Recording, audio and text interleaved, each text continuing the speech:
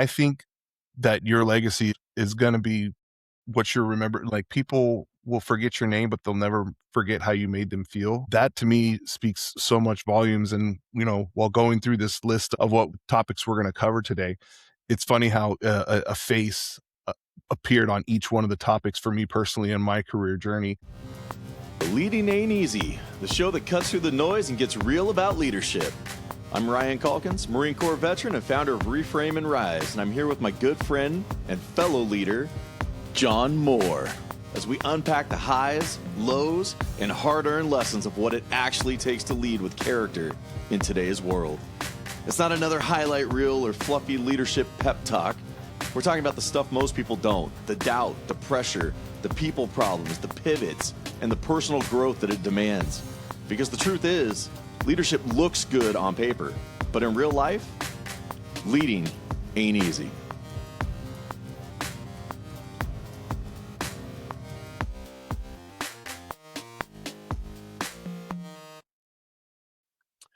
Welcome back to Leading Ain't Easy. Today we wanted to talk about the idea of the leaders we create and how every leader is always teaching all the time, whether they mean to or not. And the thing is, people usually remember how we lead more than what we accomplish, and we don't really get to decide what lessons it is that others take away from us.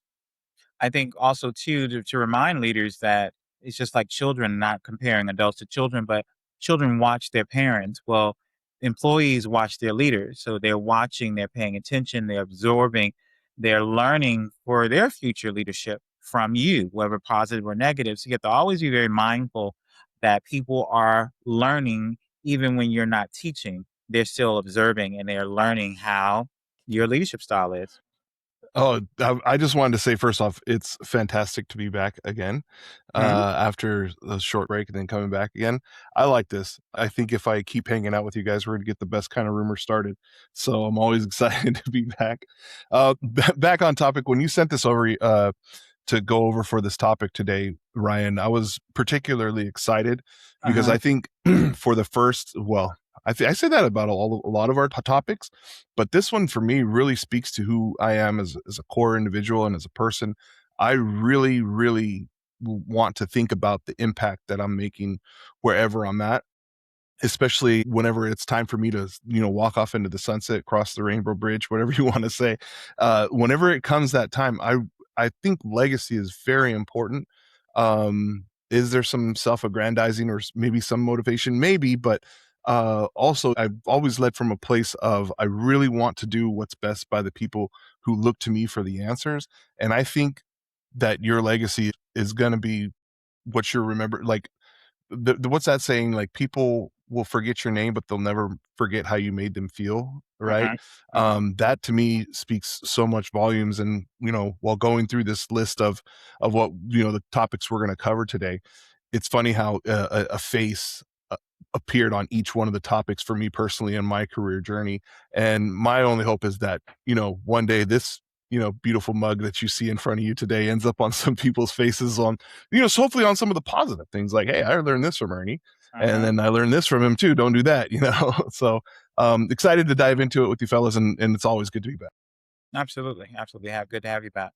It's also the idea of actions speak louder than words, and it doesn't matter what you say if you turn around and do the opposite or however you present yourself. It's far more important to be consistent in what you're doing and making sure that it aligns with the message that you're conveying. Because again, saying one thing and then acting another way completely loses all credibility. It loses credibility, but I think if it goes without explanation, because there's sometimes you do have to be that way, depending on the environment, depending on the audience, whatever it may be. And I think that if you are communicating with your staff as to what leadership styles are and the responsibilities around work ethics, around what leadership is, what it represents, hopefully they will get a better understanding than it just be the judgment of you're inconsistent. You show us this, but then you show us that. So I think that the explanations or the communication is important too, because it allows for someone to know I wear dual hats or I have to conform to certain areas. And so I might be this way with you guys, but I'm not the same that way with the CEO. I mean, that's something that needs to be talked about. What do you think, Ernie? I think it's something that is often talked about, but sometimes rarely remembered whenever your boots are on the ground and you're actually in the thick of things, right? One thing that kind of sprung to mind whenever you were going and talking about this is like people always, and you could correct me if I'm wrong, but the most feedback I get when I get feedback from those I trust or those I love, and maybe some that when the feedback isn't so positive, it's always the little things, man. Those little things are always the big things to your employee. Like, I'll give you an example. Sometimes I'm away from my office for periods of time. I'm at school sites, whatever, right? I'm not always there, but what I sometimes fail to remember, again, whenever it's boots on the ground and you're actually in action, that what the impact that has. If I'm not there, if they can't see me, if I'm not doing my management by walking around checking in with them on a daily basis, that has an impact. And here I am, I'm doing my best to do my work to support them, right? And not always remembering, man, that sometimes support is meaningful and as easy as just saying, "Hey, good morning. How can I help you today? Let's just get a 5-minute check-in with you, what's going on." Um, I want to remind myself and remind the audience out there, like the little things become the big things way more than what, a list of accomplishments. Cause I can list out my resume and I did this, I did that, I put this in, we led this initiative, and it looks impressive on a resume. It looks impressive on LinkedIn, but where the rubber really meets the road is the little things. Are you showing up on time every morning? How are you making them feel when you approach them? These things really do matter, and they do carry a lot of weight and are very impactful. Yeah, it is the little things, how you react under pressure. Uh-huh. Uh-huh. And That's the thing that used to get me when I was young and immature, now I'm old and immature, but it was the thing where I would always, well, not always, but when you're talking crap on somebody or something that they did, not necessarily, crapping on them, but I swear every single time I would be saying something, person's right behind me Mm. every time without fail. But I don't know. I mean, it's just not even the matter of getting caught, but just what you say about somebody when they aren't in the room. I really tried to pull back on that, not even out of respect for that person, just because it's the right thing to do. And I think with maturity, it's a lot better to talk about the person with the issue that you have rather than try to rally everybody. Hey, John, hey, Ernie, don't you agree with me that this guy, like, whatever. But it was something that definitely when I was younger, I would become victim to trying to get support in a thing that I had a problem with, which people do when they're disgruntled or whatever. But I think the older you get, the more you want to try and get rid of the problem as much as possible. And the only way that you're going to do that is having a direct and concise conversation with somebody. And I want to chime in too, even when it's, for an example, having a meeting or a training. Leadership doesn't stop there. It continues on, right? It has an ongoing effect. And I think to both of your points that we don't really realize what people are watching. They want to see like, how are you under pressure? How do you respond to other people? What mistakes you may make? How do you, correct those mistakes and things like that? When was there a time, I'm asking both of you guys, where you observed that and you saw someone really deal with it the same way you would have expected them to deal with it? Or they dealt with it in a way in which you did not expect it for them to deal with it. I think I've seen a lot of leaders or managers.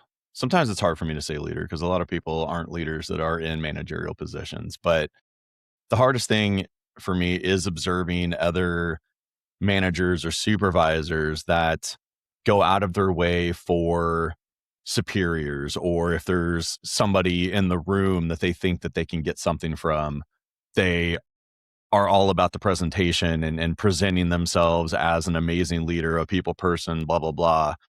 But when they're dealing directly with somebody that they can't get something from, that's when they become condescending. They walk Yep. all over that person. As soon as somebody walks in the room, it's like, oh, well, here, let me spend some time. And they lean over their shoulder and, give them assistance. And I'm just like, dude, I understand like there's office politics and whatever, but there's still a way to manage and operate within office politics that doesn't have to be so self-serving to the point that it's detrimental to everybody when you aren't in pursuit of something. That man, that you were going through that, making your point, and I'm just seeing faces flash in front of me of people that I know exactly like that. And to chime in on that, there's a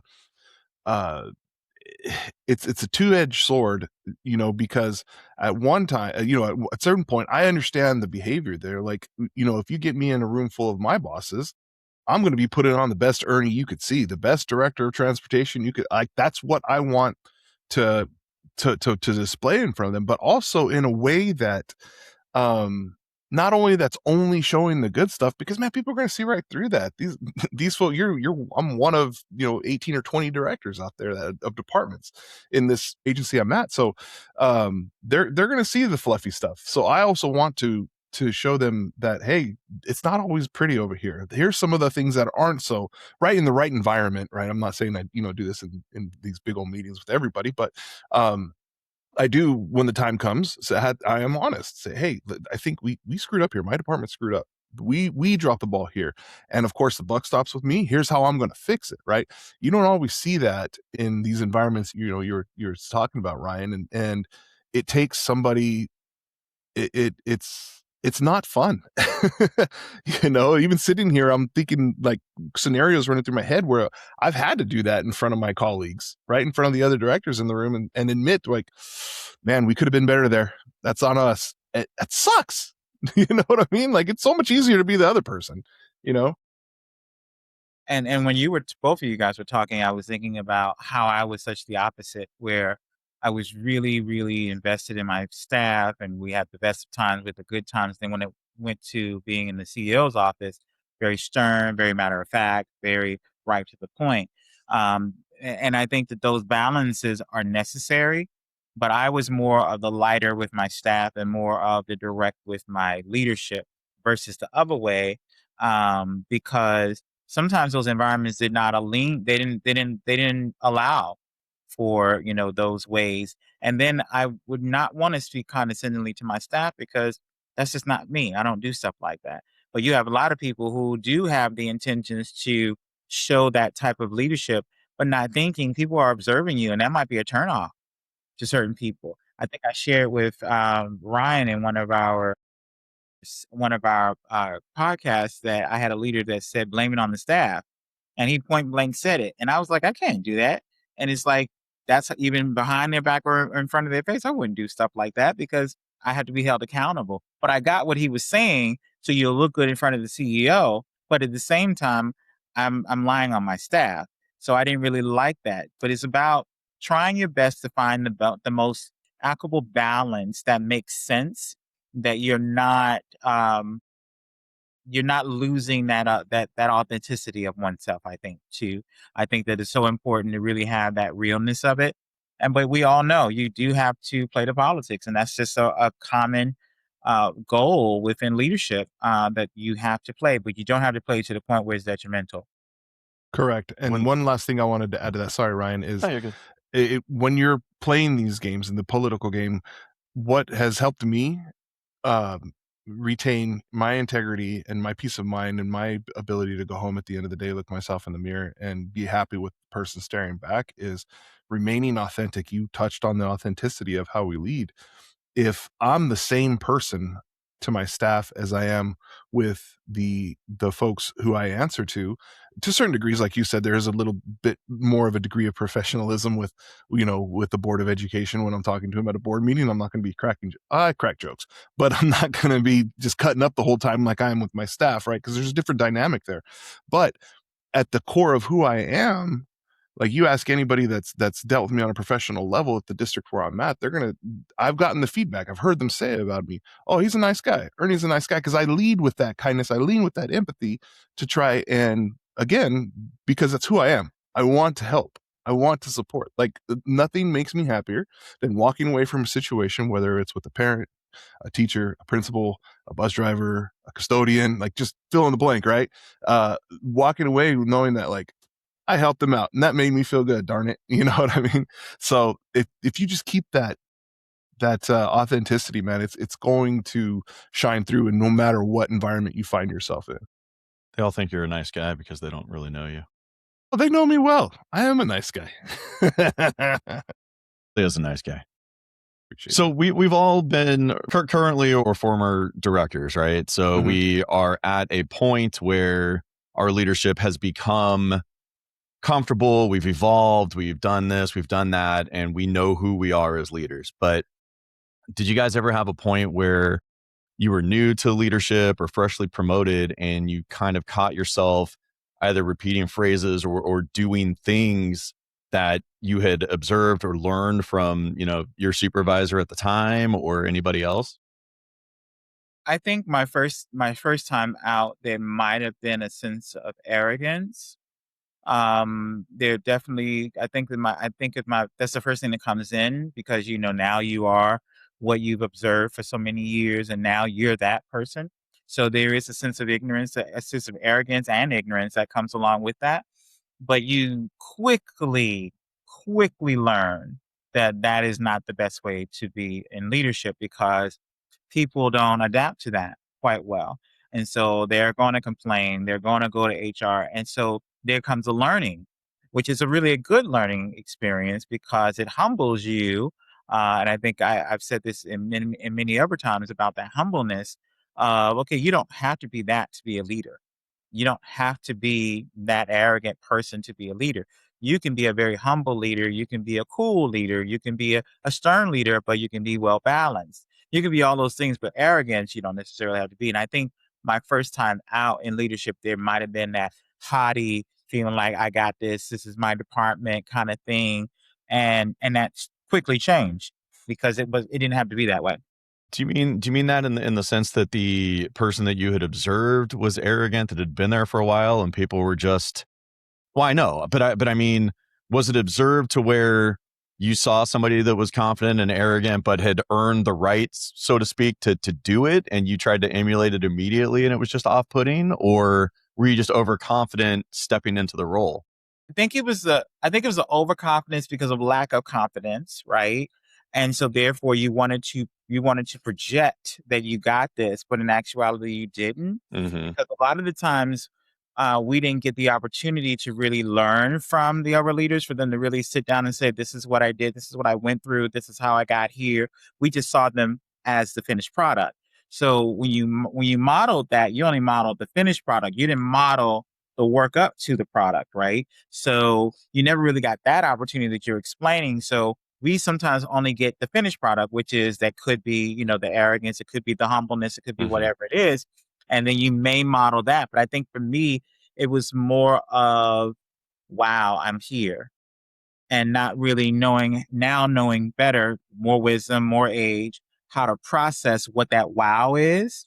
I just told somebody she just got one of my clients, she just got a position. And I was just like, you got to plan out. You got to, got to be ahead of things. Boom, boom. Because if we're not ready, we will go into those places because out of fear of, I got to prove something. I gotta be my best. Well, if you plan out and you prepare, you can be your best because you're ready for it. I think one of the things that, if we're talking about, former leaders is something that we've carried with us. For me, it's a quote, and it's one of my colleagues at a former place of employment I had, where he one time we had a leader, our collective director above us. We were both managers.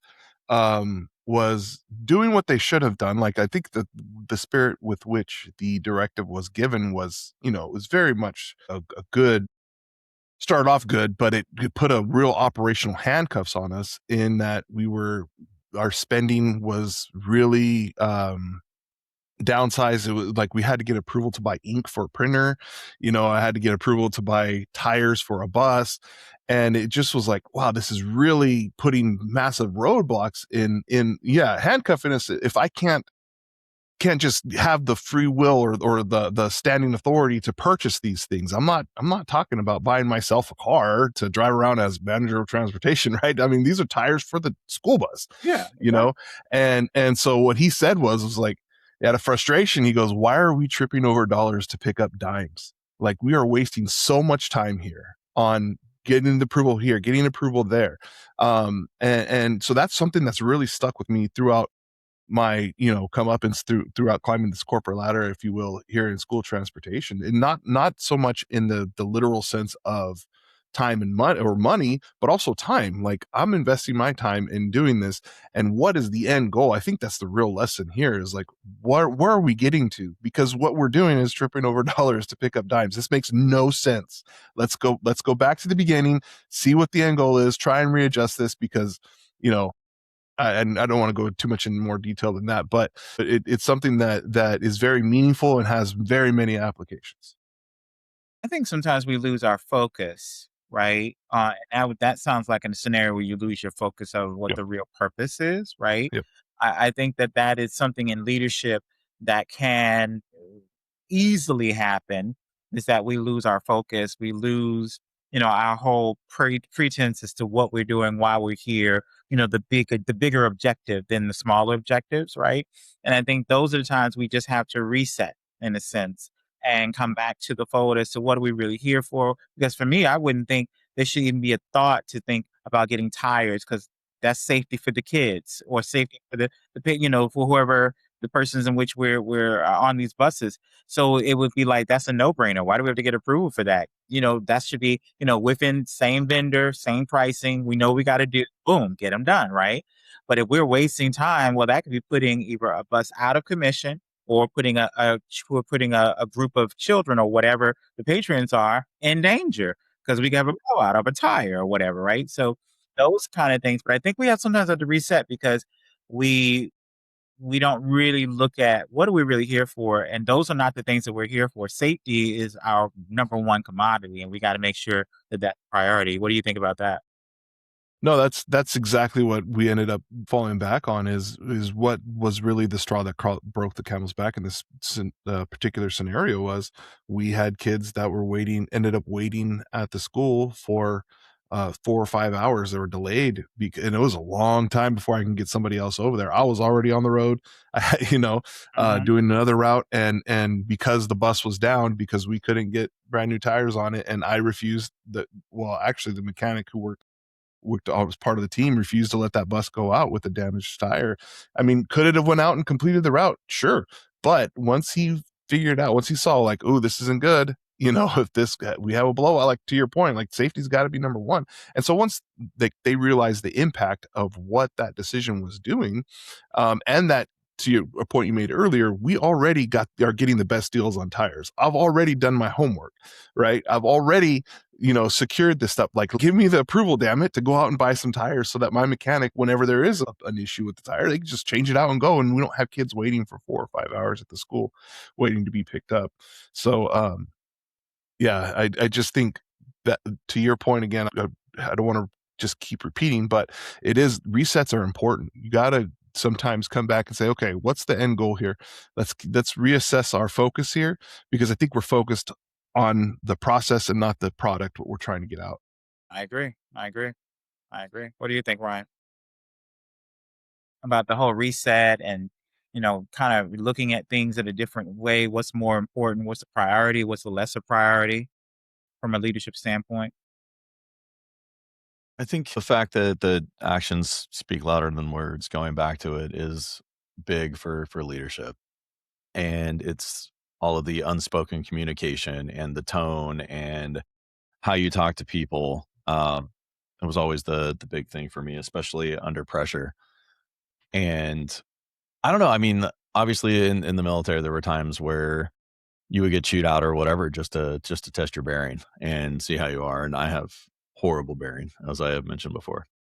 But I don't know. I had a boss that told me once, I was getting ready for a city council meeting that I had to present for, and he was just cool and collected. And I'm like, "Aren't you worried about this and this and this? And I'm gonna get my butt chewed out there." And he's like, "It's all part of the political theater." He's like, "At the end of the day, you get to go home at night. You've done your job. You presented all that you can. That's all for show. Somebody's got to take the blame." And I'm like, "But our numbers are correct. Like, what we did is right." He's like, "It doesn't matter. It doesn't Mm. matter. Like, we were paid to do a job. We did the job. We're presenting the information. Sometimes we're the one that, eats the shit sandwich at the end of the day. But because they're not going to do it. It's not like the city council is going to sit there and take the blame or make it look like it. So they try to spin it. So, it's because obviously nobody is a fan of rate increases to anything. Nobody wants to pay more, right? But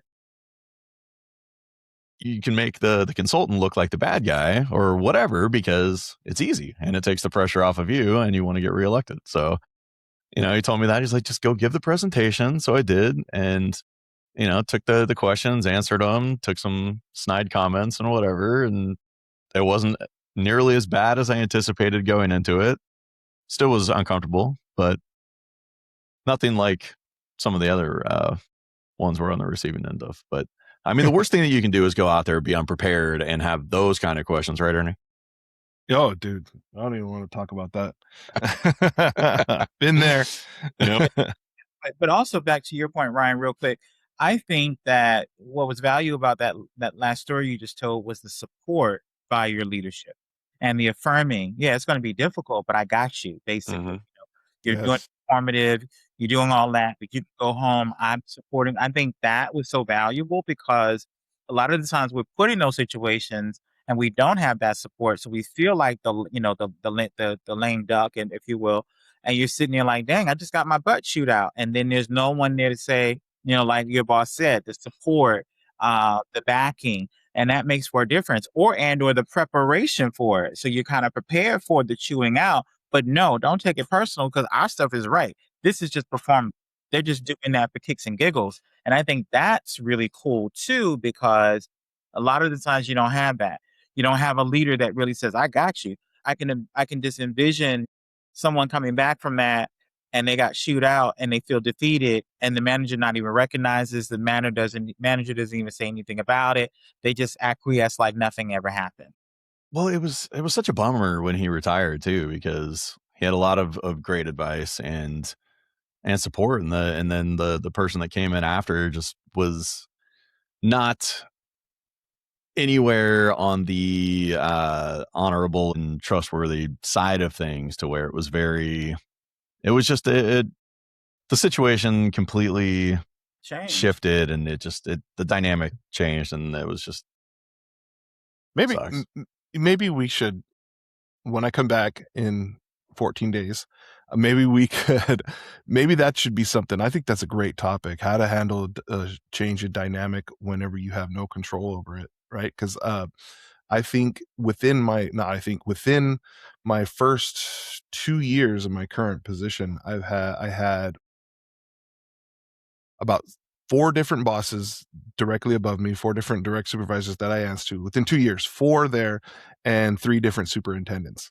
And we all know what happens when there's that much shakeup in, it anytime there's a change in leadership, the morale, I'm pretty sure it dips a little bit, right? We know that's one of the analytics of the morale in a department with leadership changes. So I topic suggestion I'd love to talk about. Absolutely. I wanted to shift gears and get back on topic here for today's point of discussion. Has either of you been in positions to promote supervisors that answer to you on your team in any department or agency you've led? Yes. And follow-up question, was it internal, external? How was that decision made? And I think you know where I'm going with this, is because most of my thing is I want an internal candidate. I want somebody that I've already established trust with. I already established that I could work with this person. And then, so that's number one. But if there's no internal candidate, then obviously we got to go external. But just, and I think that reflects on today's topic, how you lead, right? And what kind of trail are you blazing for this person to take, to join the leadership team? So, question, I guess, going out, how did that process go? Sure. I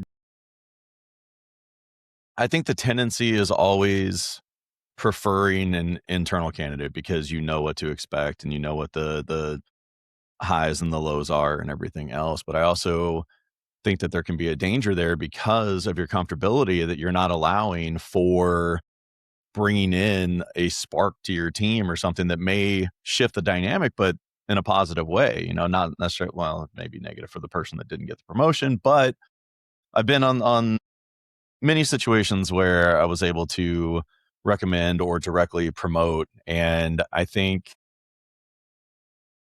I've had it to where there was one situation where everybody in the company wanted to promote somebody. And she was a great employee. She was amazing at what she did. I didn't think she was ready to become the next level. And I argued against it, not because I had anything against her, because she wasn't prepared for the promotion. And I think that there was additional training that should have been taken. Obviously, I ended up winning. My goal wasn't to hold her down. It was to ensure that she would succeed. What I didn't want to do was take somebody that had been there 2 years, put them immediately into a managerial position when it was really the first real job, and set somebody up for failure by promoting them too fast because they're great at what they're doing right now. Just because somebody's great in what they're currently doing doesn't mean they're going to be successful at the next level. And my whole point was to get her into training, set her up for success. And we did that. And she has promoted twice since then, which has been a great thing. But as far as the other piece, I've promoted internally and had a ton of success, but I've also had, some failures where it was, I thought this person would do great and they didn't. And I let my own, preference for that person get in the way of what would have been a wiser decision to open it up and see what else was out there. So I think even if you intend to do an internal promotion, it's still wise to at least see what else is out there, because somebody may come in and blow your socks off. And for me, it was more of the okay. So every time it seems like every time in my career I've adopted, I adopted a department. It was a department that already existed in some ways, or there was some that I just created from scratch. And the ones that I could think of where they had already promised this young lady the leadership or the supervisor role, then I'm coming in to evaluate. I might have thought she would be good, or I might not have thought she would have been good for that leadership role. But once it's already been kind of planned out, it's like, oh, the worst situation, because if I don't choose this person, the morale is going to go X, and then she could poison, or he could poison the environment, or influence the environment, for lack of a better word. So it's a hard one to do, because I've come into this a couple of times now successfully. Yes, I have had some successes, and I've also not had some successes. I have had people that I've worked with in previous work and said, when I, get here, I want to bring you over. And that hasn't been the best either, because they showed up there, but then when I needed you to really show up, you didn't. And that's happened to me twice. So when you get burnt, you start to question. Unfortunately, you're somewhat biased because you feel like, oh, I really work with this person. This person is good, so I know they're going to be good for this. And then when you see them, it's like, oh, dang, they're not doing anything like I saw what they did before. I remember this one guy. He was used to being a contractor, so he would come in late. I think I brought him up before. He would come in late. He would kind of have long lunches. He would do all these different things. And I was hoping, based on him being a professional, he would know that's, you're now on salary. You're not a contractor. Never got it, never changed. So he had to, be managed out. So I've seen it on both sides.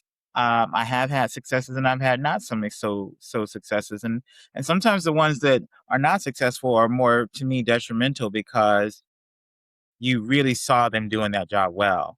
And then unfortunately they did not. What's Do your you have an feedback? example? No, you asked the question now, Ernie. Now what's your I was waiting for Ernie. Oh, This sorry. I was. bad I style? thought you were going to take it somewhere else. Sorry. We can take you somewhere else.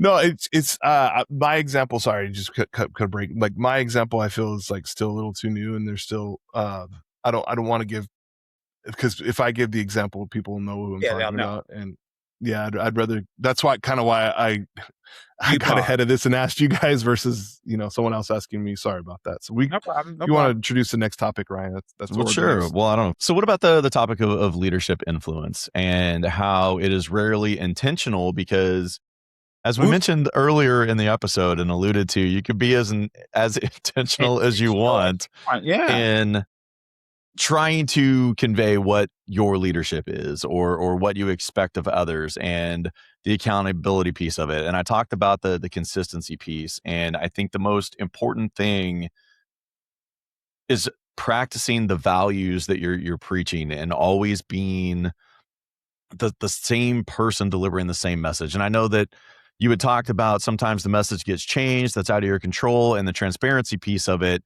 And I understand that part of it. And hadn't had an opportunity to come back and talk about that. But anytime things change, obviously, the more transparent you can be and clear with people, the better.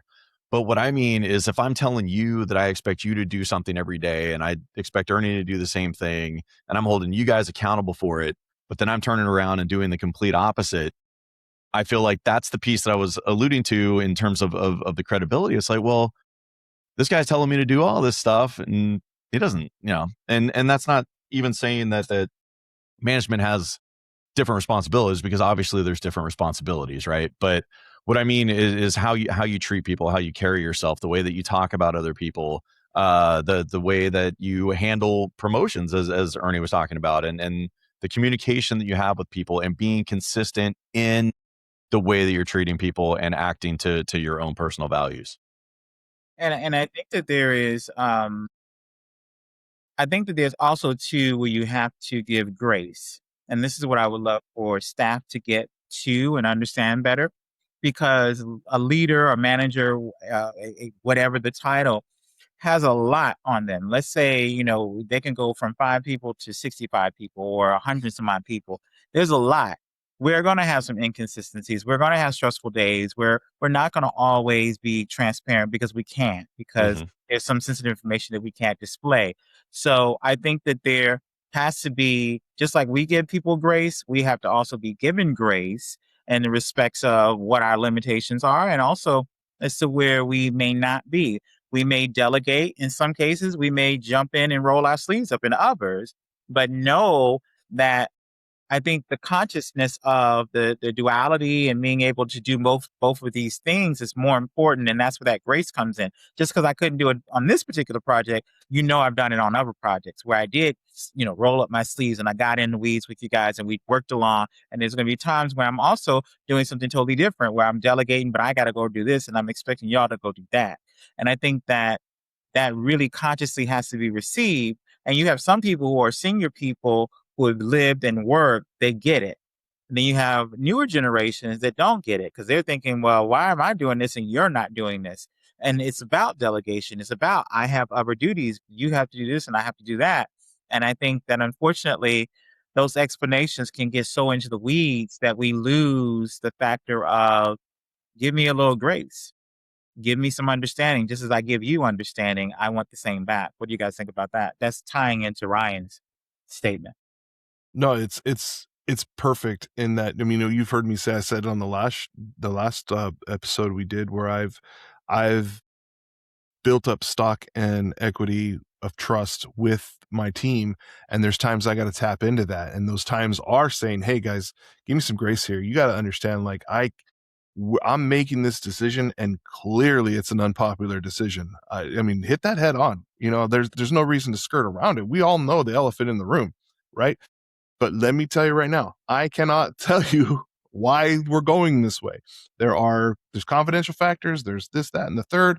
I can't share that with you right now, but I'm hoping that I've built enough equity and trust in you to know that hey, I'm leading us the best possible direction that I know how, and that I think is going to be best for our teams. Now, in that same vein, I always am. I again lead as an open book as much as possible, where I'm telling my team, look, I go in there and advocate for us and transportation whenever I'm speaking to the public, the community, the board of education, whoever it is. Like, I am advocating for us. Trust me, I am.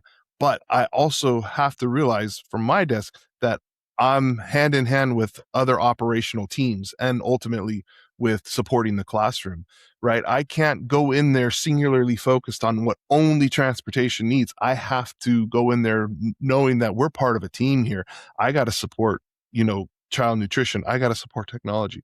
I got to go in there into that knowing that we're part of a bigger collective here, and so being open with the team like that, saying, look, this is why we can't do that. This is why we can't go that direction because it affects this department. And and doing it in a way that doesn't create a us versus them situation too, because I've been a part of many school districts and many places, and I'm just, I'm zeroing in my example to where I live. So doing my best to avoid the us versus them, or like this them, and then us, because then your staff, that trickles down to your staff, and it doesn't create a positive working environment for everybody.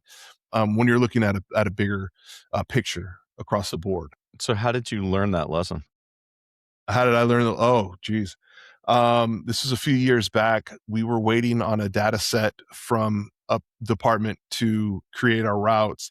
And the entire time I'm frustrated, right? There's real frustration there. Mm-hmm. And when I say I lead with emotions, I do. I to a detriment sometimes, where I'm like, I'm very excited when things are going well, and when they're not, you could tell. And I'm like, hey, we got to do better. And this is why, guys, come on, that sort of thing. And so it was, frustrations were building up between my department and this other department we were waiting on the data set from.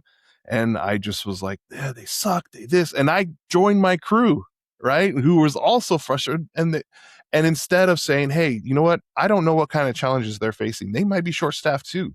Listen, we're doing 20 routes with 15 drivers. They're probably handling, X amount of data with 10 technicians, right? Like, we don't know what they're going. Instead, like, that's what I would do now. But back then I joined in on the, yeah, screw them. Like, they're making our jobs harder, blah, blah, blah. And then turns out it got around, and I was rapping, and I should have been put in my place, by my director at the time, saying, hey, we don't talk crap about them, because there's going to be a time, like, you need something from them. And if you're talking crap about them and they find out about it, you think you're going to get that? You think that's going to make them motivate them anymore? So anyhow, that's how I learned. No, it's funny because it's kind of similar to my own learning experience, and it's good to see that you went there. So I know that I'm not the only idiot in the world. But it's just that idea of talking, being a high performer that gets promoted into a supervisory position, and then all of the stuff that you used to complain about, you start to implement yourself, because it's kind of all you've been accustomed to and all you know. And then you kind of catch yourself doing things, and it's like, wait, now I'm becoming the bad guy. So, Well, and go ahead. Sorry, John. no, and just for me, kind of tying is that it wasn't a lesson that I was necessarily using the word of bad mouthing, but it was one in which I started to see there were other parts of this that we didn't necessarily know about, right? So we made a decision. We're hiring a whole heap of people. If you don't involve technology, if you don't involve recruiting, if you don't involve HR, there's going to be some vacancies here.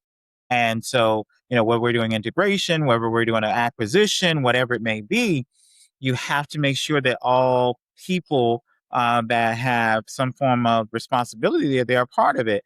And I think that was something that I grew to learn and understand, because unfortunately, the people that were over it never really saw big picture. They always saw, we got to do this acquisition. And then sometimes they would bring in these folks lighter in the lighter parts of it, or much later, rather, parts of it. And then it's like, well, we should have been at the beginning.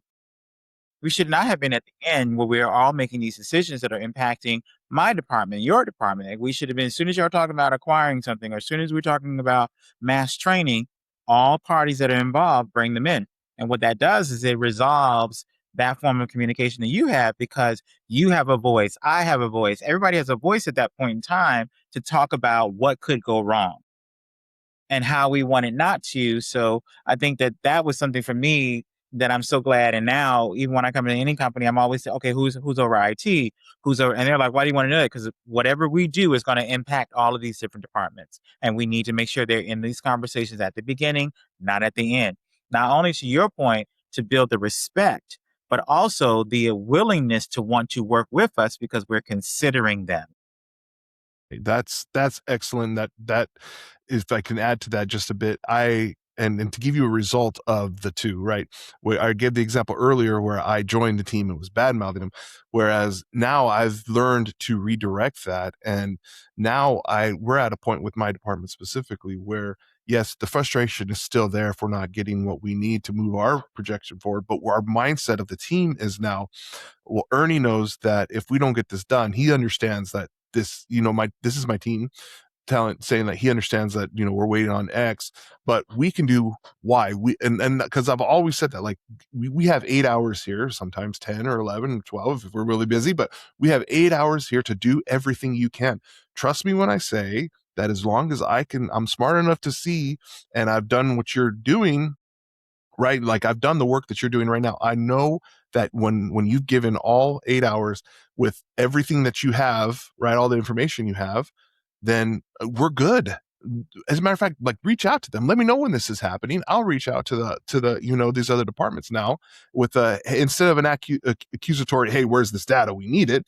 Hey, we're waiting on this, but we're okay. We have other things we can do. In the meantime, how can we support, right? What is there anything you need from us to get this right?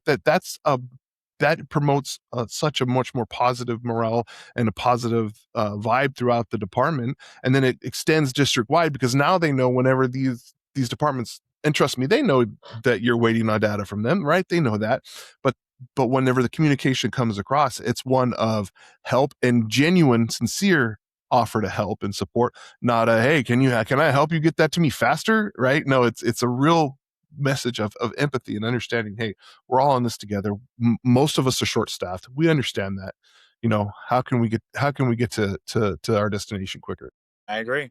So it sounds like both of you have grown into a spot where you've developed teams that you can trust and you can step away and know that they'll get the job done. But was there a point in either of your careers where you may have accidentally, unintentionally created a sense of dependency by being that type of boss that just fixes everything? Not for me, because I Yeah, knew. there was. Yeah, Go ahead. I knew if I did that from an observational standpoint, looking through the window and seeing other leaderships doing that for whatever their means were, whether it's for their ego, was it because they had hero mentality, whatever, that the long term of it was not sustainable. So for me, it was like, no, I have to cross train. I have to make sure everybody knows this and they know that. I have to be able, if I'm not there, you know how to do boom, boom, boom. You know how to use this. You know how to work the room, whatever. Because my thoughts were always, what if? And the show should not stop because I'm not there or whatever the scenario may be. You all should be independent of yourselves and know how to do it. But in all honesty, I'm being very honest. No, I would come in with that thought process. I wish I was as smart as you, because when it happened to me once, right? And I say once, it was when I first began this managerial. At that point, I was a manager, not quite a leader yet. And I I was under the impression, like, if this doesn't happen without me, it's not going to get done, and just took more, and I still do that sometimes. I seriously got to. That's one of my, I guess, flaws, I could say, is I try and take on too much, and I end up not helping anybody. Certainly not myself. I had a pretty significant health scare. It was like 2017, 2018, and it was all job stress. It was all like, I could do this, whenever you take a step back from it, like that reset we're talking about. Hey, the Fremont Unified School District has been here since the 1900s. It was here long before I got here. It's going to be here long after I'm gone, right? So I'm just going to be able to do what I can do while I can do it, but also setting myself up for success. Like, to your point earlier, empower your team, give them that trust, put the pieces in place, right, that are going to be able to do that without you there. And not all the time be there, but you know what I mean. Yeah. Striking that balance. I'm wondering if John was able to avoid a lot of the failures that you and I experienced and grew from, because he came up in training and development. So a lot of that was at the forefront of what he was doing for a career, versus you and me that didn't necessarily have that immediate training. So we kind of had to learn, on the fly. Well, I can interject on that and tell you exactly how it happened. Be honest with you, I was always behind the scenes. I was the employee, and one of the things that I live by is I'm an observer. I'm always watching, and I'm always absorbing, and I would just watch, watch, watch, so then I can mimic. Mm-hmm. So if I saw something that was good, I was going to take it. If I saw something that was bad, I wasn't. So I'm always doing that, and so being in corporate like I was, being a male, being an African American, I didn't have options or abilities to fail. It was a one and done. If I effed it up, I effed it up. So I had to always be on point because I didn't have any other options, especially being in leadership. Being an employee, whatever, but being a leader, you was a one and you got to get it done. And so all I did was take a lot of what I had in my wisdom bank and what I remembered from my previous life and was like, oh yeah, I remember, oh yeah, we're gonna do it that way. And it was always in that observant mode and always had it in my wisdom bank and I would pull from it. Was I perfect? Hell no. But what I did do is I had resource because I knew, unfortunately, you talk about stress, that the stress that was on me was if I didn't do this. I remember one of my Jewish managers said, you know what, I didn't think you could do this job 2 years later and how successful we were. He said it outright. He said, yeah, I hired you, but I didn't think you were gonna do this job. So I go in knowing my challenges, you Mm-hmm. see, because as a culture, that's what we all have to do as my culture specifically, that we go in with challenges and we know we got to prove, we know we got to. So you got to have all your stuff together. And sometimes that's a stress in itself, always being on that. Now I've learned from that. Will I do a different next go around? Yeah, but I still will have some of the stresses, but I won't be so engrossed in it that it will take me down the stresses. I also had a medical condition too come up from it. I had a whole anxiety thing that came up from stress from work. It's not worth it. It's not worth it. So it's like a walking on eggshells type of thing for a majority of your career, or Only walking on the eggshells, but it's more of feeling watched, feeling like you're being judged, feeling like you're not good enough. So it goes external, internal. And so you're always trying to make sure who's going to set you up. And we've had managers that try to set you up. We've had mm-hmm. managers that weren't happy that you were in leadership, right? They didn't feel that this look was what they wanted for leadership. I can go on. So you go in with those challenges, and that's always either in the frontal lobe or in back. And you never ever get the option to really be like, oh, I can chill. Now, having your own business, yes, you can chill. Now, going into, let's say you go into a full time job and having your own business, you can chill. The reason being is if they treat you some kind of way, screw you. I got my company still running over here.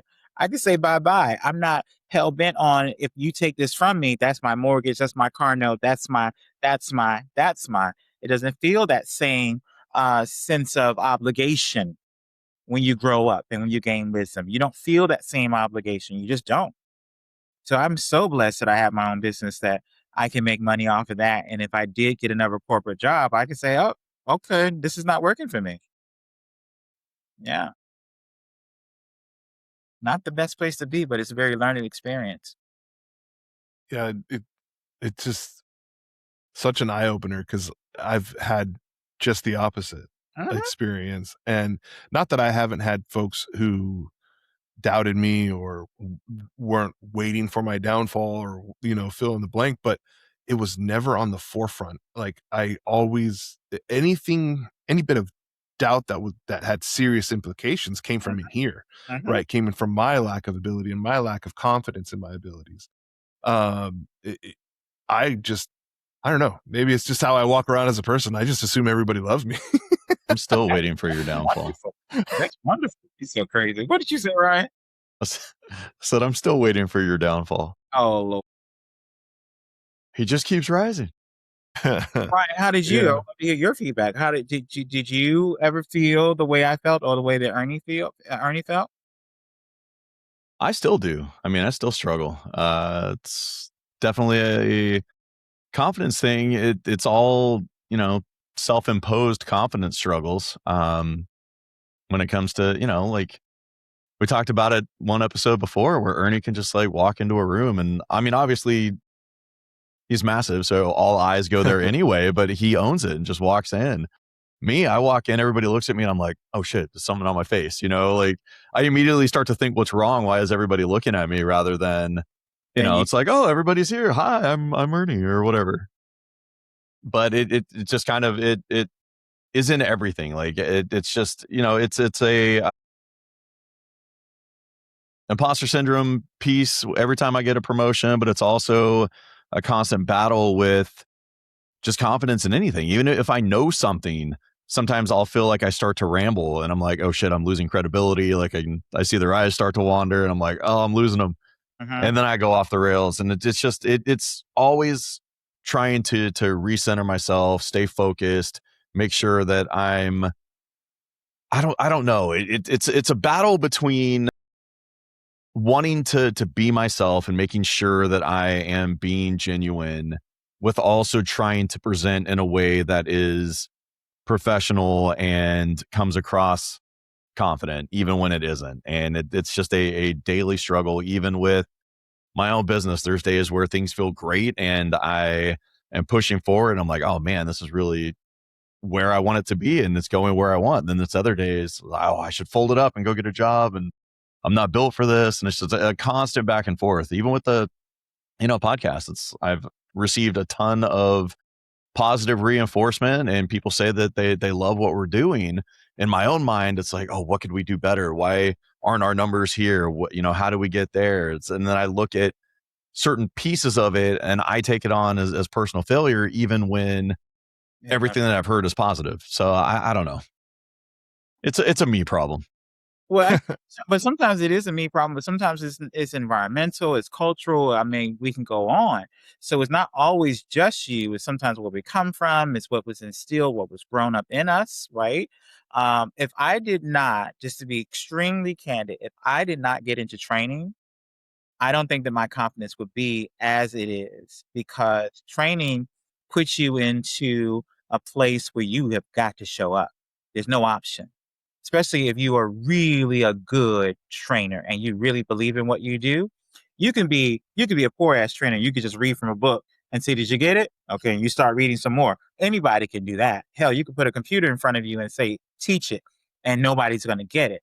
But if you are really about people learning and really about them and their career path, you're going to give it your all. Some people say, well, John, how are you so exhausted? I said, because I give it my all. It's like I'm doing a one-man show, 8 hours a day. I mean, I'm dancing, I'm speaking, I'm projecting, I'm doing everything. I'm using every tool in the toolbox to keep them engaged, to make sure the knowledge is there, all that. And if I did not have that, I would not be the person I am today.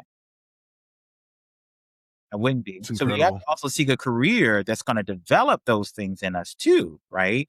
Because that's also, that's my superpower. That's my spinach. Is I chose a career that really worked for me. That's a Popeye reference for all you youngsters out there.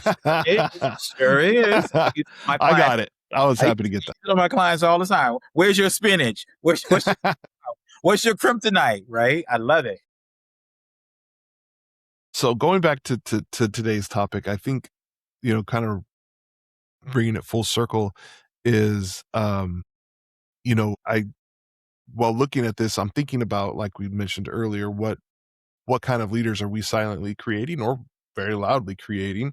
That, I mean, I have 2 or 3 examples that I could give. I gave one in the last episode that we were on, that he went on and became, a leader in his own department, his own right, and he's, killing the game. Like, there's another one she went on, she's doing great, and there's also examples where they're not so good, and I'm not going to go beyond that. But I think what I'm really hoping is that, as I'm thinking about those who came before me, and I'll say their names: the Martin Cervantes, one of my biggest mentors in this industry, the Durrell Wesleys, the Kelly Hubbards, the folks who were really that shining light of examples to me.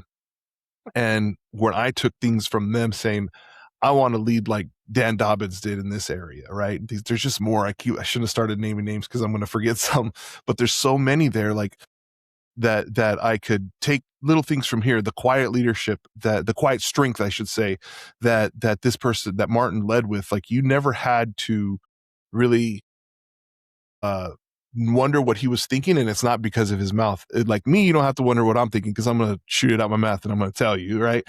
Whereas with this guy, it was his action, right? Oh, that's what he wants to do. I could just pick up behind his action and go there. I'm hoping that somehow that the things that we've discussed in this podcast, today's episode, and even, go back in our archive, there are things that people could pick up and really take and make their own, because we don't need another Erny out there. As much as I think I'm fantastic, we don't need another Erny out there. We definitely don't need another Ryan. We can use some more Johns, but not so much Ryans. But all joking aside, we need you. You're the one that this place needs, right? Or your future, if you're an aspiring leader, they need you. Put your name there, or where you're at right now. Maybe you're new, maybe you're seasoned, whatever. If you're listening to this podcast and you're getting stuff out of it, just remember they need you, and they need you to be the best you. Take what you've learned from your mentors, anything you've learned from this podcast, put it all together and put your stamp of approval on it. I don't know why I went there, but that's where I wanted to kind of like bring this all back around full circle. That's your closing statement. And if you don't mind, Ryan, if I can come in on mine, I think that leaders that we're talking to understand that you do not have control of the outcome, but you do have control over the development and the investment in which you give. Now, however it ends, it's on them. You invest and you give as much as you can, and you give as much as you can to those employees, but you should not be banking on the outcome. You should be banking on the investment, right? And as long as you bake in that investment and you do all those wonderful things, the outcome could be great because of what you've invested in them. But it's not your role to think about the end. Your role is to think about the now. That's what Erny is talking about. They need you now. They need your development now so that they can be the best in the future. But however it ends is not for you to take responsibility for it, and nor is it for you to feel like, oh, I could have done more. You did just enough, and you did just what was needed for them as what they were needed. No, I appreciate the current, but I also want people, to ask themselves, if somebody worked for you for 5 years, at the end of that, what would you want them to take with you? Yes. And just think about everything that you bring to the table and what they see and the actions. And just remember some of the nuances that we talked about was sometimes people learn the wrong lesson despite our best intention, but they also learn the right lessons from our failures rather than our successes. And just remember that influence isn't always controllable, but it doesn't mean it isn't our responsibility as leaders. Excellent. Excellent. Thank you. Solid. Like, subscribe. If you like the content that you're receiving, you love it, please give us some feedback. Give us your comments. Give us your suggestions. We're open to that. We've gotten a lot of good feedback about different topics that they would like us to do, and we're using them, as you can see. So please like, subscribe, share. Let us know what we're doing, and let people know what we're doing. We are a growing podcast, and we're here for you. Gentlemen, this has been a sincere pleasure. Thank you. I hope to be back very soon. Thank you. Thanks again for joining, Erny. Appreciate you. Until next week, leading ain't easy. But you don't have to do it alone. Thanks for tuning in to Leading Ain't Easy. If something in today's episode resonated, please do us a favor and share it with someone else who leads or aspires to lead. Because honestly, none of us have this figured out, but we can all get better together.